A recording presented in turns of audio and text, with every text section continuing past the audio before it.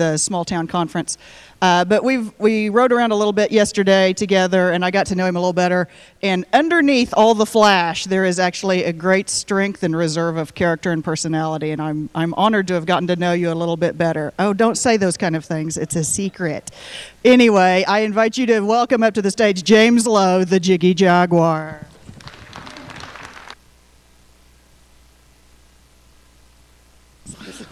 Well, 140 conference. How are you guys doing on this fabulous, fabulous day? Do you like my hat? No. But I am James Lowe, Jiggy Jaguar, Jigman Fraud, Jignacious Jaguar, whichever. And I love the Fox Theater. This is a great building. What do you guys think of this building? Now,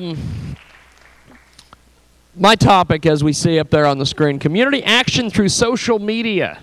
And I think it's very fitting. We have some representatives from the great city of Salina here, so I sure hope they're taking notes. 1973's Walking Tall with Joe Don Baker. His big thing was he carried a big stick in a corrupt town. Well, guess what? Jignacious Jag carried a big social network in a corrupt town. I'm originally from Salina, Kansas, or as I call it, Corruption Junction. And I'll tell you, all I simply wanted to do was have a live call-in show on a community access television station. Now, of course, knowing me in the suit and the hat, would you give me a live call-in show? Probably not. But I attempted to get a live call-in show. We had the as it's been called many times, the 2-cent web streaming show that we do. And pretty much the entire town was paying attention to at the time.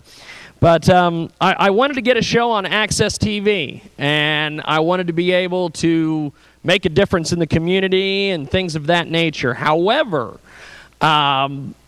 they didn't want to give me a show, and they didn't want to put me on the air, even though I'd proven myself on many occasions with political interviews with the governor and city officials and things of that nature. Not wearing this suit, by the way. But I wanted to get a show. They wouldn't give it to me. I went ahead and tried to figure out why. Well, as the process went on, I realized just from doing my investigative journalism that the executive director of the organization was embezzling public funds. Now, most everybody in this room would know that if you're embezzling public funds, you're probably going to get fired and go to jail. However, she got to keep her job. In fact, she got a raise a couple years ago, which I want that gig. Now, I went ahead and I tried to go to city officials, and I asked them, presented evidence. I had my tag team partner, Ross Long, and I presented evidence. We got people involved that we knew, former members of the organization that had been expurgated because they knew different things, or different employees that knew different things. And the city didn't want to listen. Shocking, I know, as it is. We went to public meetings when their funding came up for renewal. However, they then, and this, to all my news media friends here, this is going to be quite a shocker. I, of course, presented myself as a member of the news media. She filed stalking charges to allow me not to be in the building at these public meetings to testify in front of the city commission and county commission and things of that nature. So guess what old Jiggy Jag did? I took to Twitter, I took to Facebook, I took to LinkedIn, I took to these places where my audience was listening and where members of the town were listening, and the 2-cent web streaming show, everybody was listening to it on Sundays for some odd reason. Well, things started to change, and people started getting into gear, and they started questioning her. There was newspaper articles coming out about it. There was public meetings coming out about it. There was all sorts of different things that took place, and finally, after about a year and a half of going through a 6-hour court trial where one of the few highlights was they didn't know how to run the equipment in the courtroom, the DVD player. The only person that knew how to run the equipment that was basically going to was me. So I was the only one that knew how to run the VCR. But essentially what happened was we used social media.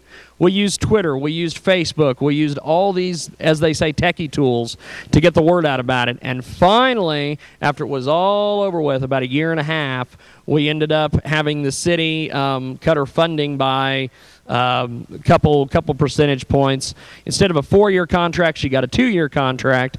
However, she seems to spend the rest of her time telling everybody within shouting distance that an unruly volunteer is the reason that she does no longer have her funding, when in reality it was a social network, it was social media, it was people getting the word out about these things. I appreciate you guys listening to me up here. And thanks for coming out and supporting social media and the 140 conference. Appreciate it.